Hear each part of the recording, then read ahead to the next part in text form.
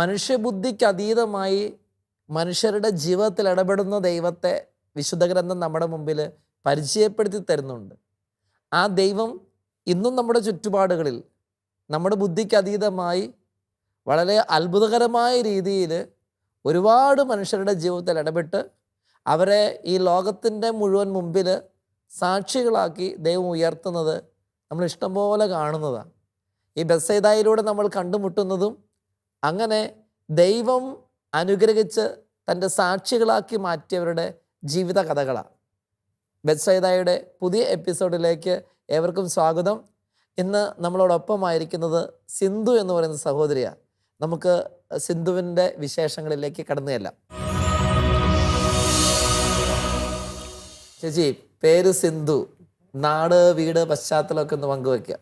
അച്ഛാ, എൻ്റെ വീട് വൈക്കം തീവൂരം പഞ്ചായത്തിലാണ്. ഓക്കെ.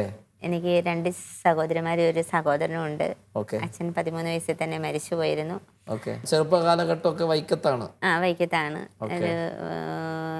ഒരു പഠനമൊക്കെ അവിടെ തന്നെ? അവിടെ തന്നെ ആയിരുന്നു. പിന്നെ തിരുവനന്തപുരത്ത് പഠിക്കാൻ പോയി ടെക്നിക്കൽ കോഴ്സുകളൊക്കെ, അതായത് ഹാൻഡിക്രാഫ്റ്റിന്റെ ഒരു സ്കൂളുണ്ടായിരുന്നു. വൈകല്യമുള്ള സ്കൂളിൽ ഞാൻ പഠിക്കാൻ പോയി. അവിടെ നമുക്ക് അതിൽ തുടങ്ങാതെ എനിക്ക് തോന്നുന്നു, എന്താണ് വൈകല്യം ഉണ്ടായിരുന്നത്? എനിക്ക് 2 വയസ്സിൽ പോളിയോ വന്നിരുന്നു. 13 വയസ്സ് വരെ ചികിത്സിച്ചു. യാതൊരു മാറ്റവും കൈ ഇങ്ങനെ തൊലിമജ്ജ വറ്റിപ്പോയി. പോളിയോ എടുത്ത സമയത്ത് പനി ഉണ്ടായിരുന്നു. അപ്പം ആ സമയത്ത് മജ്ജ വറ്റിപ്പോയി എന്നാ പറയണത്. മജ്ജ വറ്റിയിട്ട് ഈ കൈ ശരിക്കും പറഞ്ഞാൽ മുരിങ്ങക്കോന്റെ വണ്ണത്തിലായി. പിന്നെ ഞാൻ ഒന്ന് വീണതിന്റെ ഫലമായി ആ കൈയുടെ കൈപ്പത്തിക്ക് മുറിച്ച് ഒരു ഒടിവുണ്ടായിരുന്നു. അപ്പം കൈ പൂർണ്ണമായിട്ട് S എന്ന രൂപത്തിലാണ് കിടന്നിരുന്നത്. തൊലിയെ തൂങ്ങിയിട്ട് S എന്ന രൂപത്തിലാണ് കിടന്നിരുന്നത്. അത് എത്ര വയസ്സ് വരെ അങ്ങനെ? അത് 13 വയസ്സ് വരെ അങ്ങനെ ആയിരുന്നു. 13 വയസ്സ് ചികിത്സ ചെയ്തു. സ്കൂളിൽ പഠിക്കുമ്പോഴൊക്കെ എല്ലാം ലെഫ്റ്റ് ഹാൻഡാണ്. എഴുത്തും എല്ലാം ഈ കൈ കൊണ്ടാണ്. Computer, book bind, home management, horticulture, type writing, tailoring, handicraft, ഹാൻഡിസ്റ്റിക്സ് എന്നീ 8 ടെക്നിക്കൽ കോഴ്സ് ഒറ്റ കൈ കൊണ്ട്. ഓക്കെ. അപ്പൊ എന്നിട്ട് ഇപ്പൊ ഈ കൈക്ക് 13 വയസ്സ് വരെ ഇങ്ങനെയായിരുന്നു. എന്നിട്ട് പിന്നെ എന്ത് സംഭവിച്ചു? ഞാനിങ്ങനെ ഡിവൈന് ധ്യാനം കൂടെ നല്ല ജോലിക്ക് വേണ്ടി വന്നതാ. ചെറിയൊരു ജോലി കിട്ടാൻ വേണ്ടി? ഇതിനു വേണ്ടി, സൗഖ്യത്തിന് വേണ്ടിയിട്ടല്ല, കാരണം അതൊരു കൂടപ്പുറപ്പായിട്ട് അങ്ങനെ കരുതിയൊരു സമയങ്ങളാണ്. അപ്പോൾ നല്ല ജോലി ലഭിക്കാൻ വേണ്ടിയിട്ടാണ് ഞാൻ വന്നത്. പക്ഷെ വന്നപ്പോഴത്തേക്ക് ഞാൻ അറിയാണ്ട് ഞാൻ 2004 ഡിസംബർ മാസം 14-ലാണ് ഞാനിവിടെ വരുന്നത്. പക്ഷെ ദൈവം അത്ഭുതകരമായി പനക്കലശം വിളിച്ചു പറയുന്നു, കൈ സ്പർശിക്കുന്നു. ഒന്നും ഉദ്ദേശിച്ചിട്ടില്ല, നല്ലൊരു ജോലി കിട്ടണം എന്ന ആഗ്രഹത്തോടെ 2004 ഡിവൈനിൽ ധ്യാനം കൂടാൻ വന്നു. ആ സമയത്ത് ബഹുമാനപ്പെട്ട ജോർജ് പനക്കലച്ചനാണ് ധ്യാനമന്ദിരത്തിന്റെ ഡയറക്ടറായിട്ട്, അല്ലേ? അപ്പൊ ധ്യാനത്തിൽ ആദ്യമായിട്ടാണോ ധ്യാനത്തിന് വന്നത്? ജീവിതത്തിൽ ആദ്യമായിട്ട് ധ്യാനം കൂടുന്നത്. ഓക്കെ. അങ്ങനെ ധ്യാനത്തിന് വന്ന് ധ്യാനത്തിനിടയില് അച്ഛൻ പറയുന്നു, വചനം മാംസം ധരിച്ച് മനുഷ്യാവതാരം ചെയ്ത രക്ഷകനായ ഈശോ ഗോതമ്പത്തോളം ചെറുതായി സക്രാരി ജീവിക്കുന്നു. എന്നാൽ ഗോതമ്പത്തിൽ ദൈവം ഉണ്ടെന്ന് ഇപ്പൊ എനിക്ക് വിശ്വസിക്കാൻ കഴിഞ്ഞില്ല. അപ്പം സിന്ധു എന്ന് പറയുന്ന വ്യക്തി ക്രൈസ്തവ വിശ്വാസത്തിൽ അല്ലായിരുന്നു, ഹിന്ദു ആയിരുന്നു. ഹിന്ദു ആചാരപ്രകാരം ക്രൈസ്തവ വിശ്വാസത്തിൽ വളർന്നു വന്ന ഒരു പെൺകുട്ടിയാണ്. അതെ. അപ്പൊ ആരാണ് ഈ ധ്യാന മന്ദിരത്തിലേക്കൊക്കെ ഇങ്ങനെ ഡയറക്റ്റ് ചെയ്ത് ഇങ്ങനെ പറഞ്ഞു വിട്ടത്, പോയി ധ്യാനം കൂടെ? ഒന്ന് എൻ്റെ ഒരു ടീച്ചറായിരുന്നു. ടീച്ചർ ഒരു ഹിന്ദു ആയിരുന്നെങ്കിൽ ടീച്ചർ ഇടയ്ക്ക് ഇങ്ങനെ വരുന്നു. പിന്നെ എൻ്റെ ഒരു കൂട്ടുകാരിയാണ്. അപ്പൊ ഇവിടെ വന്നു കഴിഞ്ഞാൽ ജോലിക്കുള്ള തടസ്സം മാറുമെന്നും പറഞ്ഞാൽ ചെറുപ്പത്തിൽ ഇങ്ങനെ ഈശോയെ കുറിച്ചൊക്കെ കേൾക്കും, അങ്ങനെ വിശ്വാസമൊക്കെ ഉണ്ടോ? അതോ ഈശോയെ ഞാൻ അറിയുന്നത് മൂലം ഈശോ എന്നെ അറിഞ്ഞെന്ന് വേണം അച്ഛാ പറയാനായിട്ട്. അതായത് ഞാനൊരു 16 വയസ്സിൽ പ്രീ ഡിഗ്രി കഴിഞ്ഞപ്പോഴത്തേക്ക് തിരുവനന്തപുരത്ത് ഒരു ബദാനിയ റിഹാബിലിറ്റേഷൻ സെന്ററിൽ ടെക്നിക്കൽ കോഴ്സുകൾ പഠിക്കാൻ പോയി. അവിടെ വെച്ച് എൻ്റെ കമ്പ്യൂട്ടർ പഠിക്കുന്നത് ഭയങ്കര ആഗ്രഹമായിരുന്നു. അപ്പം ടീച്ചർ എന്നോട് പറഞ്ഞു 10 വിരൽ കൊണ്ട് ചെയ്യണം, 5 വിരലിൽ എങ്ങനെ പഠിപ്പിക്കണേന്ന്. അപ്പോൾ അവിടെ ഒരു ചാപ്പലുണ്ടായിരുന്നു. ഞാൻ അന്ന് ഈശോനെ അറിഞ്ഞിട്ടൊന്നുമില്ല. പക്ഷേ ഈശോ എന്നെ അറിഞ്ഞ സംഭവം ഞാൻ പറയാണ്. അവിടെ നിന്ന് ഞാൻ കരഞ്ഞ് പ്രാർത്ഥിച്ചു, ഈശോ എന്നല്ല, എൻ്റെ ദൈവമേ എന്നാണ് വിളിക്കുന്നത്. ദൈവമേ, എൻ്റെ കാലിനൊക്കെ 25 പേരടങ്ങുന്ന വികലാംഗരടങ്ങുന്ന ഒരു ക്ലാസ് ആയിരുന്നു ഞങ്ങളുടേത്. 24 പിള്ളേരും പല ടൈപ്പിലാണെങ്കിലും എല്ലാവർക്കും അത് പഠിക്കാൻ പറ്റുന്നുണ്ട്.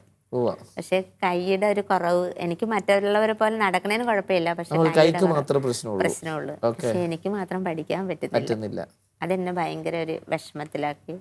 അപ്പൊ അവിടെ അതിലേക്കൊന്നും കടന്നില്ല. ഞാൻ ഒന്ന് ഇടയ്ക്ക് ചോദിച്ചോട്ടെ, ഓക്കെ. ഈ സ്കൂളിൽ പഠിക്കുന്ന സമയത്ത് സ്കൂളിലൊക്കെ പോകുമ്പോൾ നമുക്ക് മറ്റു കുട്ടികളിൽ നിന്ന് വ്യത്യസ്തമാണ് നമ്മുടെ കൈ. നമുക്കറിയാം, നമുക്ക് പരിമിതിയായിട്ട് നമ്മൾ സ്കൂളിലേക്ക് ചെല്ലുന്നത് അല്ലേ? അതെ. അപ്പൊ ആ നാളിലുണ്ടായ വിഷമങ്ങളൊക്കെ?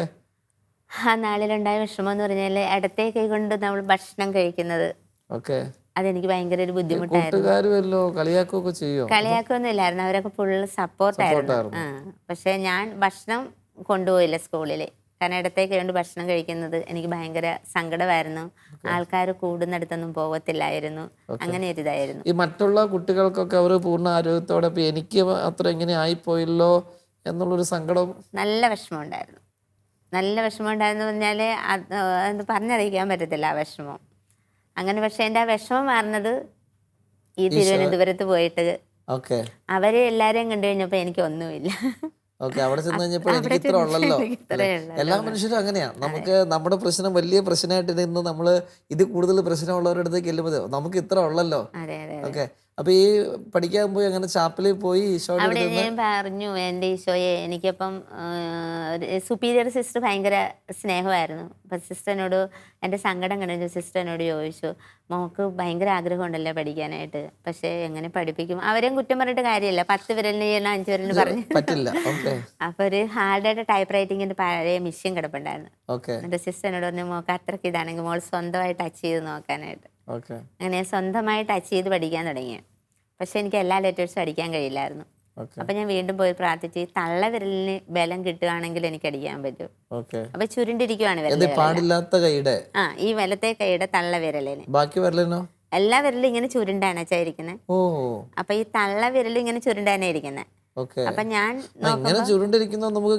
ഒന്നും ചെയ്യാൻ പറ്റത്തില്ല. അപ്പൊ ഈ തള്ള വിരലിന് ഷിഫ്റ്റ് താട്ടാൻ ബലം ലഭിച്ചു കഴിഞ്ഞാല് എനിക്ക് സ്മോൾ ലെറ്റേഴ്സ് അങ്ങനെയെല്ലാം നമുക്ക് അടിക്കാൻ പറ്റുമല്ലോ. അപ്പൊ ഞാൻ അങ്ങനെ പ്രാർത്ഥിച്ചു. പിറ്റേ ദിവസം ഇതുപോലെ ക്ലാസ്സിൽ വന്നിരുന്ന് കഴിഞ്ഞപ്പോഴത്തേക്ക് എങ്ങനെയാണെന്ന് അറിയില്ല, ഞാൻ അന്ന് ഈശ്വരനെ അറിഞ്ഞിട്ടില്ല, തള്ള വിരലിന് ബലം ലഭിച്ചു. അങ്ങനെ 8840 അറിയാതെ നമ്മൾ അറിഞ്ഞിട്ടില്ല ആ സൗഖ്യം കിട്ടിയത്. അപ്പൊ ചുരുണ്ടിരുന്ന തള്ള വിരല് ബലം കിട്ടി, നിവർത്താൻ പറ്റി. അതെ. അത് അന്ന് എനിക്ക് അറിഞ്ഞില്ലെങ്കിലും മാത്യു നായിക്കമ്പലച്ചനാണ് എനിക്കത് വെളിപ്പെടുത്തി തരുന്നത്. കുറെ അനുഗ്രഹം കിട്ടിയിട്ടുണ്ട് പിന്നീട്. അപ്പൊ ഇങ്ങനെ ബലം കിട്ടി കഴിഞ്ഞപ്പോഴത്തേക്ക് എനിക്ക് എല്ലാ ലെറ്റേഴ്സും അടിക്കാൻ കഴിഞ്ഞു. 8845 കീ സ്പീഡോടുകൂടി ഡാറ്റ എൻട്രി കമ്പ്യൂട്ടർ ഞാൻ പാസ്സായി. അതുപോലെ ബുക്ക് ബൈൻഡിങ് ചുരുണ്ടിരിക്കായിരുന്നു വിരലുകളൊക്കെ. അപ്പൊ സിസ്റ്റർ എന്നോട് പറഞ്ഞു, ഇതൊക്കെ ധ്യാനത്തിന് മുന്നുള്ള അനുഭവമാണ്. അതാണ് ഞാൻ ഈശ്വരനെ അറിയും മുന്നേ എന്നെ അറിഞ്ഞ ഈശോ.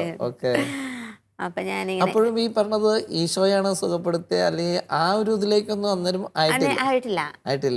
കൊണ്ട് സാധിക്കുന്നു, ഞാൻ ചെയ്യുന്നു.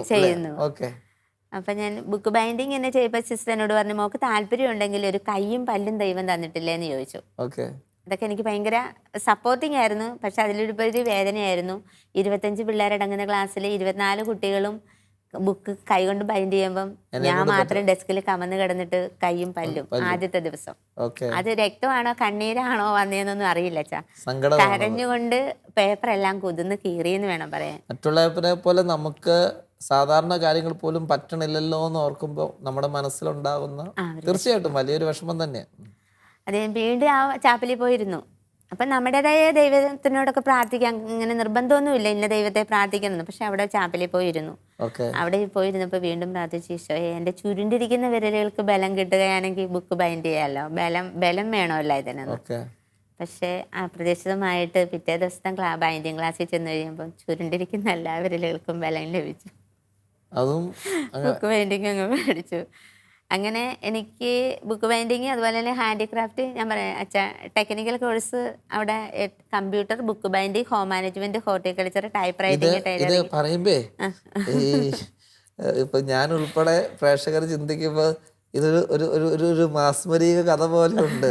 നമ്മള് പോയി പ്രാർത്ഥിച്ചു, ഈ ധ്യാനമന്ദിരത്തിലൊക്കെ പോയി ധ്യാനം കൂടി ദൈവം അത്ഭുതകരമായിട്ട് സുഖപ്പെട്ടു എന്നൊക്കെ നമ്മൾ ഇഷ്ടംപോലെ കേൾക്കുമ്പോഴും പോയ ദിവസം പള്ളിയിൽ പോയിരുന്ന ഒരു കാര്യത്തിന് വേണ്ടി പ്രാർത്ഥിച്ചു, പിറ്റേ ദിവസം വന്നു കഴിയുമ്പോൾ ആ വിരലും കൊണ്ട് നമുക്ക് ചെയ്യാൻ പറ്റുന്നതിന് വിടരുന്നു. അങ്ങനെയും ദൈവം ഇടപെടുന്നു എന്നുള്ളതാണ്. അത് ഭയങ്കര ഒരു ഇതായിരുന്നു. പിന്നെ ഞാൻ അറിയാണ്ട് എൻ്റെ ടൈപ്പ് റൈറ്റിങ് എൻ്റെ പരീക്ഷ ഫീസ് കൊണ്ടുപോയി സിസ്റ്റർ അടച്ചിട്ട് വന്നു. ഓക്കെ. ആരുടെ പരീക്ഷയുടെ സമയമായപ്പോഴാണ് സിസ്റ്റർ എന്നോട് പറയുന്നത് മോള് ടൈപ്പ് റൈറ്റിങ്ങിന് പരീക്ഷ എഴുതാൻ പോകണമെന്ന്. അപ്പം ഞാൻ ഉടനെ സിസ്റ്ററിനോട് പറഞ്ഞു ഒരു കൈ കൊണ്ട് ഞാൻ എങ്ങനെയാണ് പോകണേ, എല്ലാവരും 2 കൈയുമായിട്ടാണ് പോകണേ, ഞാൻ ഒരു കൈയും കൊണ്ട്. അപ്പം എന്നോട് പറഞ്ഞു, സിസ്റ്റർ പറഞ്ഞു ഞാൻ ചാപ്പലിൽ ഇരുന്ന് പ്രാർത്ഥിച്ചോളാം, മോള് പൊക്കോളാൻ പറഞ്ഞു. പരീക്ഷ സെൻറ്ററിൽ ചെന്ന് കഴിഞ്ഞപ്പോൾ 13 മിനിറ്റ് 10 മിനിറ്റ് സ്പീഡ് തീരണം അച്ഛാ ഞങ്ങൾക്ക്. ഓക്കെ. പക്ഷെ 3 മിനിറ്റ് എക്സ്ട്രാ ഉണ്ട് വികലാംഗർക്ക്. ഓക്കെ. അപ്പം 13 മിനിറ്റിൽ സ്പീഡ് തീർത്താൽ മതി. മതി. അപ്പം ഞാൻ അവിടെ ടൈപ്പ് റൈറ്റിങ് ചെയ്യുന്ന സമയത്ത് അവിടെ നിൽക്കുന്ന സാറൊക്കെ എന്നെയാ ചെക്ക് ചെയ്യണം, കാരണം ഈ ഒരു കൈ കൊണ്ട് അടിച്ച് എപ്പോൾ ചെത്തുവന്നു. പക്ഷെ എൻ്റെ തമ്പുരാൻ അവിടെ പ്രവർത്തിച്ചെന്ന് പറഞ്ഞു കഴിഞ്ഞാൽ 13 മിനിറ്റ് സ്പീഡ് തീർന്നാൽ 10 മിനിറ്റ് തീരണം, 13 മിനിറ്റ് തീർന്നാൽ മതി. പക്ഷെ 7 മിനിറ്റിൽ എനിക്ക് സ്പീഡ് തീർന്നു. 3 മിനിറ്റ് കുറച്ച് തന്നു. 3 മിനിറ്റ് ഫിനിഷ് ചെയ്യാൻ പറ്റി. അത് 10 മിനിറ്റ് ഉണ്ട്. ഒരു ദൈവിക ഇടപെടൽ ധ്യാനത്തിന് മുന്നേ തന്നെ ജീവിതത്തിലുണ്ട്, തിരിച്ചറിഞ്ഞിട്ടില്ല. അതിങ്ങനെ സാധാരണ നടക്കുന്നത് പോലെയൊക്കെ എനിക്ക് സാധിച്ചു, ആ രീതിയിൽ പോയിക്കൊണ്ടിരിക്കുന്നു. അങ്ങനെ 2004 ധ്യാനത്തിന് വേണ്ടിയിട്ട് 2004 ഒരു അനുഭവം കൂടി വെച്ചാൽ ഞാൻ ആ ചാപ്പലിൽ ചെന്നപ്പം ഈ കുർബാന ഞങ്ങളുടെ ഈ ഹിന്ദുക്കളുടെ ആചാരപ്രകാരം എന്തെങ്കിലും നേർച്ച ഉണ്ട് എല്ലാവർക്കും പങ്കുവയ്ക്കും, ഇങ്ങനെ കൊടുക്കും. അപ്പം ഞാനിതുപോലെ കുർബാനയ്ക്ക് അവിടെ ചെന്ന് കഴിഞ്ഞപ്പോഴത്തേക്ക് അച്ഛനിങ്ങനെ ഈ ഈശോപ്പം കൊടുക്കുക. ഞാൻ ഓടിച്ചെന്നു, എനിക്കറിയില്ല. അവിടെ ചെന്നപ്പോൾ സിസ്റ്റർ എന്നെ പുറകോട്ട് അതേ സ്പീഡിൽ തിരിച്ചുകൊണ്ട് വന്നിട്ട് പറഞ്ഞു മോക്ക് ഇത് കഴിച്ചുകൂടാണ്. അപ്പം എനിക്ക് ഭയങ്കര സങ്കടമായിരുന്നു. കാരണം അന്നേ ഞാൻ ആഗ്രഹിച്ചല്ല, ഞാൻ അറിയാണ്ട് തന്നെ ചെന്നു ഈശോനെ സ്വീകരിക്കാൻ. പക്ഷെ സിസ്റ്റർ എന്നെ തിരിച്ചു കൊണ്ടുകൊണ്ട് പറഞ്ഞു മോക്ക് ഇത് കഴിക്കാൻ പാടില്ല. അത് കഴിഞ്ഞ് വർഷങ്ങൾക്ക് ശേഷം 2004 ഞാൻ ഡിവൈനിൽ വരുന്നത്, ധ്യാനം കൂടാൻ വരുന്നത്. അപ്പൊ അത് ഇങ്ങോട്ട് അതിന്റെ മനസ്സിൽ ഒറ്റ ചിന്തയുള്ളൂ, ഒരു ജോലി കഴിഞ്ഞു, അത്യാവശ്യ കാര്യങ്ങളൊക്കെ ചെയ്തു തുടങ്ങി, ഇനി ഒരു വരുമാനത്തിലെത്തണം. ഓക്കെ. നമുക്ക് അപ്പൊ അങ്ങനെ 2004 ധ്യാനം കൂടാൻ ഡിവൈനിലെത്തി. പനക്കിലച്ചൻ ഡയറക്ടർ ആയിരുന്ന സമയത്ത് ധ്യാനത്തിനിടയിൽ നടന്ന കാര്യങ്ങളെ കുറിച്ച് കിടക്കാൻ. ധ്യാനത്തിനിടയിൽ കരഘോഷം മുഴക്കാൻ പറ്റും, ഹാലലുയ പറയാൻ പറഞ്ഞു, കൈ 2 ഉയർത്താൻ. ഞാൻ പതുക്കെ ഏറ്റവും ഫ്രണ്ടിലായിരുന്നേ. ഞാൻ പതുക്കെ 3ാമത്തെ തൂണിന്റെ മറയിലേക്ക് പോയി. നമുക്ക് ഈ കൈക്ക് പ്രശ്നമുണ്ടല്ലോ. അതെന്താന്ന് വെച്ച് കഴിഞ്ഞാൽ എഴുന്നേറ്റ് നിൽക്കുമ്പോൾ ഒരു കുഴപ്പമില്ല. സ്റ്റേജിൽ നിന്ന് അവർ വിളിച്ചു പറയാൻ എല്ലാവരുടെയും കരങ്ങൾ ഉയരട്ടെന്ന്. പക്ഷെ എന്റെ കാര്യങ്ങൾ ഉയർത്താൻ പറ്റില്ലല്ലോ, എനിക്കതാരോടും പറയാൻ പറ്റത്തില്ല. ചലനശേഷി പോലും ഇല്ല. ഈ ചുരുണ്ടുന്ന വെല്ലനൊക്കെ ബലം കിട്ടിയെന്നല്ലാണ്ട് ചലനശേഷി അനങ്ങില്ല. മധ്യമാംസം ഒന്നുമില്ല, വെറുതെ ഇങ്ങനെ ആ രീതിയിൽ കിടന്നു. അപ്പൊ അങ്ങനെ ഒത്തിരി വിഷമം ഉണ്ടായി. അപ്പം എൻ്റെ ഒരു കൂട്ടുകാരി ഭയങ്കര ഒരു അത്ഭുത ആ കുട്ടികളിൽ പ്രവർത്തിച്ചു. ആ കുട്ടി എന്നെ ധൈര്യം തരികയും അങ്ങനെയൊക്കെ ഒത്തിരി എന്നെ പ്രോത്സാഹിപ്പിച്ചു. ആ ധ്യാനത്തില് സംഭവിച്ചതെന്ന് പറഞ്ഞു കഴിഞ്ഞാല് ചലനശേഷി ഞാൻ ഈ ഞങ്ങള് ഹിന്ദു ആചാരപ്രകാരം കുരവയിടുന്നു എന്ന ശബ്ദം ഉണ്ട് വെച്ചാ. അപ്പം ഈ നാക്കും മോണയൊക്കെ ഭയങ്കര സൗണ്ട് ഉണ്ടാക്കുന്നുണ്ട്. അപ്പം ഞാൻ ഈശോനെ കണ്ടാലേ വിശ്വസിക്കുള്ളൂ എന്ന് പറഞ്ഞായിരുന്നു. അപ്പൊ ഈ തിരുവോസ്തിയിൽ ഗോതമ്പപ്പത്തില് ശിരസിൽ നിന്നും തിരുവിലാവിൽ നിന്നും കൈകാലുകളിൽ നിന്നും ഇറ്റിറ്റ് വീഴുന്ന ചോരത്തുള്ളിയോടുകൂടി കുരിശി തൂങ്ങിക്കിടക്കുന്ന രൂപം ഗോതമ്പപ്പത്തി ദൈവം എന്നെ കാണിച്ചു ആദ്യത്തെ ധ്യാനത്തില്. അപ്പൊ ഞാൻ ആ പാടെ കുർബാന ആരാധനയുടെ സമയത്ത് ആ സമയത്ത് ഞാൻ ഭാഷാപരം ഇവര് ഹാലലിയ പറയണ എനിക്ക് അസ്വസ്ഥതയായിരുന്നു. കാരണം ഞാൻ കുരവയിടുന്ന ശബ്ദം മാത്രമേ കേട്ടോളൂ. അപ്പൊ ഇത് കേട്ടപ്പോ ഞാൻ എന്റെ ഭാഷാപരത്തേക്ക് നിയന്ത്രിച്ചിങ്ങനെ പിടിച്ചിരിക്കുക. ദൈവം അന്നേരം ഭാഷാപരത്തെ സ്തുതിക്കാനായിട്ട് കൃപ തരുന്നുണ്ട്. അപ്പൊ പനക്കിലച്ചൻ പറയുന്നുണ്ട് അനേകം പേർക്ക് ഭാഷാപരത്തെ സ്തുതിക്കാൻ കൊടുക്കണം. അപ്പൊ ഞാനിതിനെ ഇങ്ങനെ പിടിച്ചു ഇങ്ങനെ വെക്കുക. അപ്പോഴാണ് ഈ ഈശോനെ ഇങ്ങനെ കാണിച്ചു തരുന്നത്. അത് കാണിച്ചു തരാ നമ്മള് കണ്ണടച്ചിരുന്ന് പ്രാർത്ഥിക്കുമ്പോൾ ദർശനം പോലെയാണോ, കണ്ണു തുറന്ന് സ്റ്റേജിലേക്ക് നോക്കുമ്പോ കുർബാനയിൽ കാണുവാണോ ചെയ്തേ? കണ്ണു തുറന്ന് നോക്കിയിരിക്കുമ്പോഴത്തേക്ക് സ്റ്റേജിൽ കുർബാന എഴുന്നള്ളിച്ച് വെച്ചിരിക്കുന്നതില് അല്ലേ 3 രീതി കാണിച്ചു തന്നു. താടിയും മുടിയും വളർത്തിയ ഈശോനെ കാണിച്ചു തന്നു. അത് കഴിഞ്ഞിട്ട് ഗെത്സമേനിൽ പ്രാർത്ഥിക്കുന്ന ഈശോനെ, ആഷ് കളറിലെ ഉടുപ്പ് എപ്പോഴും മനസ്സിൽ നിന്ന് പോയിട്ടില്ല. ഇന്ന് പറയുമ്പോ അതൊക്കെ മനസ്സിലാകുന്നുണ്ട്. ഗെത്സമേനിൽ പ്രാർത്ഥിക്കുന്ന അന്നറിയില്ല. പക്ഷെ ഇത് ഈശോയാന്ന്, ഈ താടി മുടിയൊക്കെ നീണ്ട ആ രൂപം കാണുമ്പോ അത് ഈശോയാന്ന് മനസ്സിലായിട്ടുണ്ടോ? അത് മനസ്സിലാക്കി തന്നത് നായകൻ പ്രബലച്ചൻ പിന്നീട് മനസ്സിലാക്കി. അന്നത് കാണുമ്പോ അതൊന്നും നമുക്ക് മനസ്സിലാകുന്നില്ല. അറിയില്ല. അങ്ങനെയായി. ആ സമയത്ത് ശരീരത്തിൽ എന്തെങ്കിലും സൗഖ്യങ്ങൾ നടക്കുന്നുണ്ടോ നേരം? ഈ ചലനശേഷി കൈക്ക് ലഭിച്ചപ്പോൾ ഞാൻ ഇങ്ങനെ പറഞ്ഞു, ആ സമയത്ത് കൈക്ക് കിട്ടുന്നു കൈക്ക് ചലനശേഷി ലഭി. അപ്പൊ ഞാൻ ഈ ഈ ആരാധനയുടെ സമയത്ത്. ആരാധനയുടെ സമയത്ത് ഓക്കെ. നിയന്ത്രിച്ചു വെച്ച ഭാഷാവരത്തേക്കാൾ ഇരട്ടി ശക്തിയോടുകൂടി ഞാൻ ഭാഷാവരത്തോട് സ്തുതിക്കാൻ നമ്മുടെ കൺട്രോളിൽ നിന്ന് വിട്ടുപോയി സ്തുതിക്കാൻ തുടങ്ങി. ഓക്കെ. അപ്പൊ കൈക്ക് ചലനശേഷി ലഭിച്ചു ആ സമയത്ത്. അപ്പൊ കൈ ഉയർത്താൻ പറ്റുമോ? അത് പറ്റില്ല. ചലനശേഷി അനക്കാനൊക്കെ അങ്ങോട്ടും കൂടെ കനക്കാൻ പറ്റി. അല്ലാണ്ട് തൊലിയെ തൂങ്ങി എസ് പോലെ തന്നെ കിടന്നു, മാംസം ഒന്നുമില്ല. അതായത് സൗഖ്യത്തിന്റെ ഒരു സ്റ്റെപ്പ് നടന്നു, പൂർണ്ണമായിട്ട് ആയിട്ടില്ല. ആന്തരിക ധ്യാനം നടക്കുന്ന സമയത്ത് ചെറുതായിട്ട്. ആന്തരിക ധ്യാനം പിന്നെ എപ്പോഴാണ് കൂടുന്നത്? ആന്റണി പയ്യപ്പള്ളി അച്ഛന്റെ ആന്തരിക അടുത്ത ആഴ്ച. അപ്പൊ ആഴ്ച ഡിവൈനിൽ നിന്ന് പോയിട്ടില്ല, അവിടെ തന്നെ നിന്ന് രണ്ടാമത്തെ ധ്യാനത്തിലേക്ക് കടന്നു. അത് വളർച്ചാ ധ്യാനം, ആന്തരിക സൗഖ്യ ധ്യാനത്തിലേക്ക് പ്രവേശിച്ചു അല്ലേ? ഓക്കെ. അപ്പം ചെറുതായിട്ട് വണ്ണം. അപ്പം ഇതെല്ലാരും ചോദിച്ചു നീരാണോ? അപ്പൊ ഞാനൊരു കാര്യം ചോദിക്കട്ടെ, ഒന്നാമത്തെ ധ്യാനം കഴിഞ്ഞു. ഒന്നാമത്തെ ധ്യാനം കഴിഞ്ഞപ്പോ ഏതായാലും നമുക്ക് കുറെ വ്യത്യാസങ്ങളൊന്നും നമുക്ക് അറിയാം അല്ലേ? കാരണം കൈക്ക് ഒരു ചലനശേഷി ഇതുവരെ 2 വയസ്സ് തൊട്ട് ഇതുവരെ ഉണ്ടാകാത്ത ഒരു കാര്യമാണ്, ചലനശേഷി ഉണ്ടായിട്ടുണ്ട്. പിന്നെ ഇങ്ങനെ കുർബാനയിൽ ഇതൊക്കെ കണ്ടു. അപ്പൊ ഈ ഒന്നാമത്തെ ധ്യാനം കഴിഞ്ഞ് ഈ രണ്ടാമത്തെ ധ്യാനത്തിനോടെ 2 ധ്യാനത്തിൽ പങ്കെടുത്തിട്ടേ പോണോളൂ എന്ന് കരുതി വന്നതാണോ, അത് ഒന്നാമത്തെ ധ്യാനം കഴിഞ്ഞപ്പോ ഒന്നോടെ കൂടിയേ കൊള്ളാന്ന് തോന്നിയോ? അല്ല, ഒന്നാമത്തെ ധ്യാനം കഴിഞ്ഞിട്ട് ചെറിയ ജോലി ഉണ്ടായിരുന്നല്ലോ, ലീവ് എടുക്കാതെ വന്നത്, ഒളിച്ചു വന്നതാ. ഓക്കെ. അപ്പൊ കൂട്ടുകാരുടെ നിർബന്ധം പിടിച്ചു കഴിഞ്ഞപ്പോഴത്തേക്ക് കൂട്ടുകാരിയാണ് വീണ്ടും എന്നെ ധ്യാനം കൂടാനായിട്ട് പ്രേരിപ്പിച്ചു. അപ്പൊ ഈ സമയത്തൊക്കെ എന്തെങ്കിലും എനിക്കിത് സൗഖ്യത്തിലേക്ക് എത്തും, കാരണം ഇത്രയും ചേഞ്ച് ആയി, ഒരു പൂർണ്ണമായ ഇതിലേക്ക് എത്തും എന്നൊക്കെ ഒരു ചിന്ത ഉണ്ടോ? അതോ അങ്ങനെ ചിന്തയില്ല, അറിയില്ല സമയത്ത്. ആ സമയത്ത് ഒരു മധ്യസ്ഥ പ്രാർത്ഥനയിൽ ഞാനിരുന്നു. ആന്തരിക ധ്യാനവും കൂടി കഴിഞ്ഞ് ചെറുതായി വണ്ണം അനുഭവപ്പെട്ടു ഈ ആന്തരിക ധ്യാനത്തില്, ചെറുതായിട്ട്. കാരണം ഒരു കരിവള ഇട്ട് കഴിഞ്ഞാൽ ഇവിടെ കയറിയിരിക്കുവാന്ന് വെച്ചാൽ, കുട്ടിയുടെ കരിവളയില്ലേ, അത് ഇട്ട് കഴിഞ്ഞാൽ ഇവിടെ ഇരിക്കുവായിരുന്നു, അത്രേ ഉണ്ടായിരുന്നുള്ളൂ. അപ്പൊ ഈ കയ്യെ പോലും വാച്ച വളയൊന്നും ഇടത്തില്ല, ഈ കൈക്ക് വയ്യാത്തതുകൊണ്ട്. അങ്ങനെ ഒരു സ്വഭാവം എനിക്ക് ഉണ്ടായിരുന്നു. പക്ഷെ ഈശോട് പറഞ്ഞു, മജ്ജയും മാംസവും എനിക്ക് വെച്ചു തരണമെന്ന് പറഞ്ഞിരുന്നു. അപ്പൊ ഈ രണ്ടാമത്തെ ധ്യാനത്തിനിടയില് കൈക്ക് ഇത്തിരിയോടെ ഒരു മജ്ജയും മാംസമൊക്കെ വെക്കുന്ന പോലെ, വണ്ണം വെക്കുന്ന പോലെ ഒക്കെ ചെറുതായിട്ട് നമുക്ക് അങ്ങനെ ഒരു ഫീൽ ചെയ്യാൻ തുടങ്ങി. അപ്പൊ അത്രയാണ് രണ്ടാമത്തെ ധ്യാനത്തിനും കിട്ടിയിരിക്കുന്നത്. അപ്പൊ ആ ധ്യാനം കഴിഞ്ഞ് വീട്ടിലേക്ക് പോയോ? അതോ ഇല്ല, മധ്യസ്ഥ പ്രാർത്ഥനയിലിരുന്നു. അപ്പൊ 2 ആഴ്ച കഴിഞ്ഞിട്ടും പോയില്ല. അപ്പൊ തന്നെയാണോ ധ്യാനത്തിന് വന്നേക്കുന്നത്? വന്നു, പക്ഷെ ഞാൻ പോയി കഴിഞ്ഞപ്പോ ഈ കൊന്ത ഉണ്ടല്ലോ, കൊന്ത അങ്ങ് വീട്ടിൽ ചെന്ന് കഴിഞ്ഞിട്ട് ഞാൻ വരാന്നും പറഞ്ഞൊക്കെ പോയത്. പക്ഷെ വരാതിരുന്നപ്പോ കൊന്ത അങ്ങ് പൊട്ടിപ്പോയി. അപ്പൊ അമ്മയ്ക്കൊരു ഭയങ്കര ഇത്, മോളിനി അവിടെ ചെല്ലാന്ന് പറഞ്ഞിട്ട് ചെല്ലാഞ്ഞിട്ടാണോ കൊന്ത പൊട്ടിപ്പോയെന്ന്. അപ്പൊ ധ്യാനം കഴിഞ്ഞ് വീട്ടിൽ ചെന്നപ്പോ കൊന്ത പൊട്ടി. അപ്പൊ അമ്മയ്ക്കൊരു ടെൻഷൻ അല്ലേ, ഇത് മോള് ചെല്ലാന്ന് പറഞ്ഞ് പോന്നിട്ട് ചെല്ലാത്തോണ്ടാണ് കൊന്ത പൊട്ടി. അതുകൊണ്ട് വീണ്ടും വിട്ടു. ആദ്യത്തെ ധ്യാനത്തിന് പോന്നപ്പോ സിന്ധു തന്നെയാണോ പോന്നേ? അതെ, ഞാൻ കൂട്ടുകാരിയായിട്ടാ വന്നത്. രണ്ടാമത്തെ വന്നത് ഞാൻ തനിച്ചാ പോകുന്നത്, കാരണം ചിറ്റയുടെ വീട്ടിൽ പോണെന്ന് പറഞ്ഞാണ് പോകുന്നത്. എന്നിട്ട് ഇവിടെ വന്ന് പിന്നെ മധ്യസ്ഥ പ്രാർത്ഥനയിലിരുന്നു. അപ്പം ഒരു ദിവസം കൈക്ക് നല്ല വേദന അനുഭവപ്പെട്ടു. ഇവിടെ നമ്മുടെ ഇംഗ്ലീഷ് സെക്ഷനിലാണ് ഞാൻ ഇരുന്നത്, 6th ഫ്ലോറിലെ. അപ്പൊ കുരിശിന്റെ വീട്ടിൽ ഇന്ന് പ്രാർത്ഥിക്കുകയാണ്. അപ്പം കൈക്ക് നല്ല വേദന അനുഭവപ്പെട്ട്, ഞരമ്പുകൾ വലിഞ്ഞു മുറുകുന്ന വേദന, അസ്ഥികൾ കൂട്ടുമുട്ടുന്ന കിരികിരി ഇരുന്നപ്പം സഹിക്കാൻ വയ്യാത്ത വേദന. എസേക്കിയേൽ 37:6 ഞാൻ നിങ്ങളുടെ ഞരമ്പുകൾ വെച്ചുപിടിപ്പിക്കുകയും ആ വചനം തന്ന് സൗഖ്യം കഴിഞ്ഞപ്പം ചുരുണ്ടിരിക്കായിരുന്നു വിരലല്ല, കൈ കൂപ്പാൻ പറ്റും. ആ മധ്യസ്ഥ പ്രാർത്ഥനയുടെ ഇടയിൽ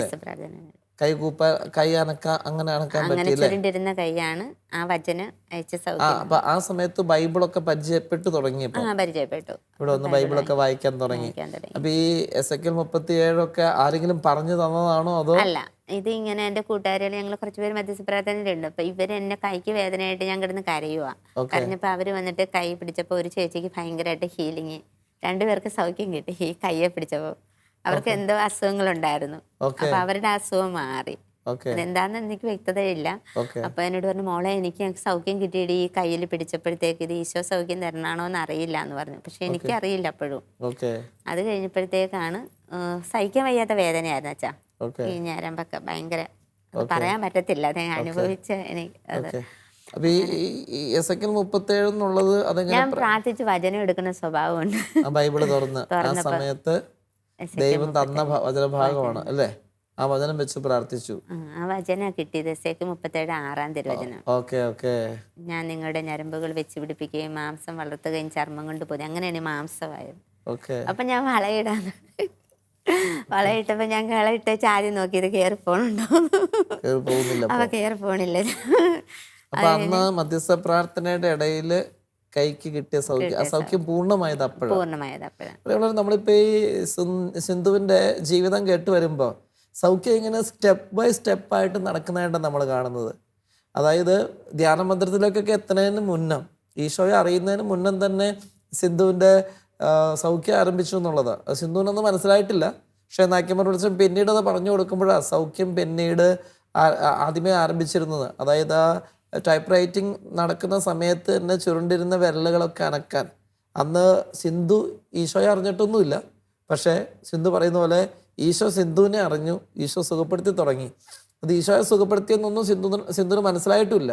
പക്ഷെ ധ്യാനത്തിൽ വന്നിട്ടാണേലും ആദ്യത്തെ ധ്യാനത്തിൽ ശരീരത്തിൻ്റെ കൈക്ക് ചലനശേഷിയെ കിട്ടിയിട്ടുള്ളൂ. പിന്നെ ദിവ്യഗാനത്തിൽ ഈശോയെ കണ്ടൊരു അനുഭവം, അത്രേ ഉള്ളൂ.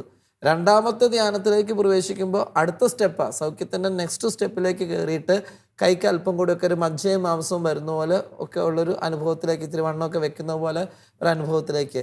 പിന്നീട് ആ സൗഖ്യം പൂർണ്ണമാകുന്നത് മധ്യസ്ഥ പ്രാർത്ഥനാ കൂട്ടായ്മയിൽ ഇരുന്ന് പ്രാർത്ഥിക്കുമ്പോൾ ദൈവം കൊടുത്ത വചനം, എസേക്കിയേൽ 37, അസ്ഥികളുടെ താഴ്വാരത്തിൽ പ്രവാചകൻ ചെന്ന് കൽപ്പിക്കുമ്പോൾ അസ്ഥികളിൽ ജീവൻ പ്രവേശിക്കുന്നത്, അത് വചനം വായിച്ചുകൊണ്ടിരുന്നപ്പോഴാണ് സൗഖ്യം പൂർണ്ണമായത്. ഇതാണ് ഇപ്പോൾ സിന്ധു പറഞ്ഞുകൊണ്ടിരിക്കുന്നത്. പിന്നീട് കൈക്ക് വേറൊരു അസ്വസ്ഥയും അതിനുശേഷം ഉണ്ടായിട്ടില്ല. അത് കഴിഞ്ഞിട്ട് അത് കൈ ഞാനിങ്ങനെ മജ്ജ മാംസവും തരണമെന്ന് പ്രാർത്ഥിച്ചിരുന്നു. പക്ഷെ എന്റെ ദൈവം എന്റെ കൈ മുട്ടോളം ഉയർത്തി തന്നു. ഓക്കെ. ആ സമയത്ത് സൗഖ്യം കിട്ടിയപ്പോൾ ഇത്ര ഉയർത്താൻ പറ്റി. ഓക്കെ. ചെറിയ ബലം കൊടുക്കുകയാണെങ്കിൽ പൂർണ്ണമായിട്ട് ഉയർത്താൻ പറ്റും. അപ്പൊ ഓർമ്മ വെച്ച പിന്നെ ആദ്യമായിട്ടാണ് അത്രയും കൈ ഉയർത്തുന്നത് അല്ലേ? അപ്പൊ ഇപ്പോ രണ്ട് കൈയും കൂടെ ഈ പറഞ്ഞ രീതിയിൽ നമ്മൾ ബലം പ്രയോഗിക്കുകയാണെങ്കിൽ രണ്ട് കൈയും കൂടെ ഉയർത്താം. അതല്ലെങ്കിൽ ഇത്രയാണ് നമുക്ക് കിട്ടുന്നത്.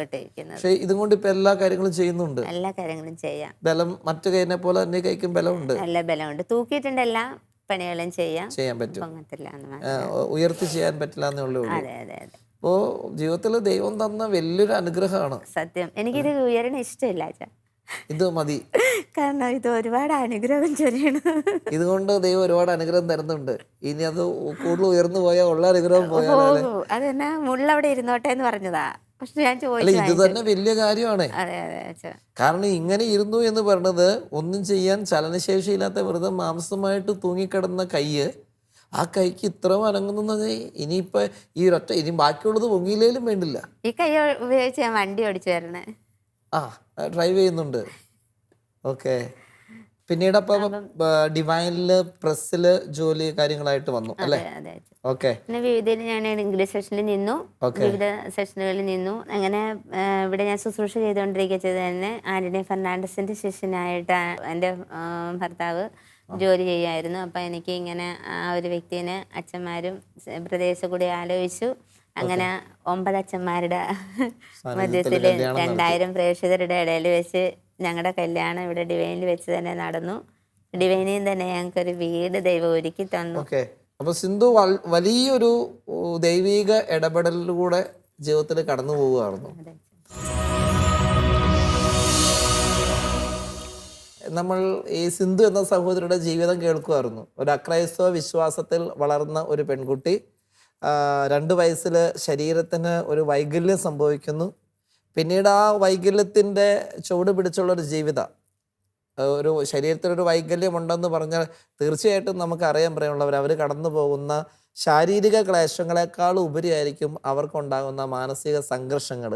കാരണം മറ്റുള്ളവരെ പോലെ അല്ല ഞങ്ങൾ, പ്രത്യേകിച്ച് ഈ ബാല്യകാലഘട്ടം ഒന്ന് കടന്നു പോരുക. പ്രായമായി കഴിഞ്ഞാൽ കുറേയൊക്കെ അംഗീകരിക്കാൻ പറ്റുമായിരിക്കും. പക്ഷെ ചെറുപ്പത്തിലൊരു കുട്ടിയായിരിക്കുന്ന സമയത്ത് മറ്റു കുട്ടികളെ പോലെയല്ല എൻ്റെ ശരീരപ്രകൃതി അല്ലെങ്കിൽ എൻ്റെ അവസ്ഥ എന്ന് മനസ്സിലാക്കുമ്പോൾ ഉണ്ടാകുന്ന മനസ്സിൻ്റെ ക്ലേശങ്ങളൊക്കെ ഉണ്ട്. അത് മനസ്സിന് സമ്മാനിക്കുന്ന മുറിവുകൾ ഒക്കെ, അതിനെല്ലാം നടുവിലൂടെ കടന്നു പോകുന്നു. തുടർന്ന് പഠനം നടത്തണം, ഒരു ജോലി കരസ്ഥമാക്കണം, അതിനൊന്നും നോക്കിയിട്ട് പറ്റാത്തൊരവസ്ഥ. പക്ഷെ ദൈവം ഓരോ സ്റ്റെപ്പിലും കാലെടുത്ത് മുന്നോട്ട് വെക്കാനായിട്ടുള്ള ഊർജം തന്ന് ഈ സിന്ധു എന്ന സഹോദരിയെ ദൈവം വഴി നടത്തുമായിരുന്നു. അങ്ങനെ ദൈവത്തെ അറിയാത്ത ഒരു സഹോദരി ദൈവത്തെ അറിയാനായിട്ട് സത്യത്തിൽ ഈ വൈകല്യം ഉപകാരപ്പെട്ടു എന്നുള്ളതാണ്. അപ്പോൾ ഈ വൈകല്യം സിന്ധുവിനുണ്ടായെങ്കിലും ആ വൈകല്യമാണ് ഈശോയിലേക്ക് സിന്ധുവിനെ അടുപ്പിച്ചത്. അപ്പോൾ ഈ നമ്മൾ ഓർക്കേണ്ട ഒരു കാര്യം പറയുമ്പോഴവരെ, നമ്മുടെ ജീവിതത്തിലെ എല്ലാ തകർച്ചകളും അത് നമ്മളെ നശിപ്പിക്കാനായിട്ടൊന്നും നമ്മൾ ചിന്തിക്കരുത്. അതിലൊക്കെ എന്തോ ഒരു ദൈവിക പദ്ധതി ഉണ്ടെന്നുള്ളതാണ്. ദൈവം സിന്ധുവിനെ ദൈവത്തിലേക്ക് അടുപ്പിച്ചത് ഈ സിന്ധുവിൻ്റെ ശരീരത്തിലുള്ള ഈ വൈകല്യം വെച്ചുകൊണ്ടാണ്. ഇന്ന് അത്ഭുതകരമായിട്ട് ആ വൈകല്യത്തിൽ നിന്നൊക്കെ സൗഖ്യം നേടി, എന്നിട്ട് പൂർണ്ണമായിട്ട് ആരോഗ്യത്തോടെ സിന്ധു ജോലി ചെയ്യുന്നു, വിവാഹം കഴിച്ചു, കുടുംബമൊക്കെ ആയിട്ട് മുന്നോട്ട് പോയിക്കൊണ്ടിരിക്കുന്നു. ഇതാണ് നമ്മൾ ഈ എപ്പിസോഡിൽ കേട്ടത്. നമുക്ക് ദൈവത്തിന് നന്ദി പറയാം. നമ്മൾ ഈ പ്രോഗ്രാമിൻ്റെ പേര് തന്നെ ബെത്സൈദ എന്നാണല്ലോ. 38 വർഷമായിട്ട് കുളത്തിൻ്റെ കരയിൽ തളർന്നു കിടന്നവനോട് എഴുന്നേറ്റ് നടക്കാൻ പറഞ്ഞൊരു ക്രിസ്തു, അതേ ക്രിസ്തു തന്നെയാണ് തളർന്ന ഒരു കൈ സുഖപ്പെടുത്തി സിന്ധുവിനെ കർത്താവിൻ്റെ വിശ്വാസിയായിട്ട് സാക്ഷിയായിട്ട് മാറ്റിയത്. നമുക്കും നമ്മുടെ ജീവിതത്തിലും ദൈവത്തിൻ്റെ ഇടപെടലിന് വേണ്ടിയിട്ട് ആഗ്രഹിക്കാം, പ്രാർത്ഥിക്കാം. ഒരുപക്ഷെ ഈ പ്രോഗ്രാമിൽ പങ്കെടുക്കുന്നവർ എന്തെങ്കിലുമൊക്കെ വൈകല്യങ്ങളുള്ളവരോ അല്ലെങ്കിൽ രോഗാവസ്ഥയിലൂടെ കടന്നു പോകുന്നവരൊക്കെ ഉണ്ടെങ്കിൽ വിശ്വാസത്തോടെ പ്രാർത്ഥിക്കുക. ദൈവം നിങ്ങളുടെ കൂടെയുണ്ട്. ആരെയും ദൈവം ഉപേക്ഷിക്കുന്നൊന്നുമില്ല. നമുക്ക് ചിലപ്പോൾ വേദനകൾ വരുമ്പോൾ മനസ്സിലാകില്ലായിരിക്കും, പക്ഷെ ഓർക്കണം കേട്ടോ, നമ്മുടെ ദൈവം നമ്മുടെ പിന്നാലെ ഉണ്ട്. സിന്ധു പറഞ്ഞല്ലോ, ഞാൻ എൻ്റെ ഈശോയെ അറിയുന്നതിന് മുമ്പ് എൻ്റെ ഈശോ എന്നെ അറിഞ്ഞിട്ടുണ്ട്. ഈശോ നമ്മുടെ പിന്നാലെ ഉണ്ട്. വിശ്വസിക്കാം. നിങ്ങൾക്ക് ഏവർക്കും ദൈവത്തിൻ്റെ അനുഗ്രഹം ഉണ്ടാകട്ടെ എന്ന് ആശംസിക്കുന്നു. വീണ്ടും നമ്മൾ പുതിയൊരു എപ്പിസോഡിൽ കണ്ടുമുട്ടും. നിങ്ങൾക്ക് ഏതെങ്കിലും തരത്തിലുള്ള ദൈവാനുഭവങ്ങൾ ഞങ്ങളുമായിട്ട് പങ്കുവെക്കാനുണ്ട് എങ്കിൽ പ്രിയമുള്ളവരെ, തീർച്ചയായിട്ടും ഞങ്ങൾ സ്വാഗതം ചെയ്യുകയാണ്.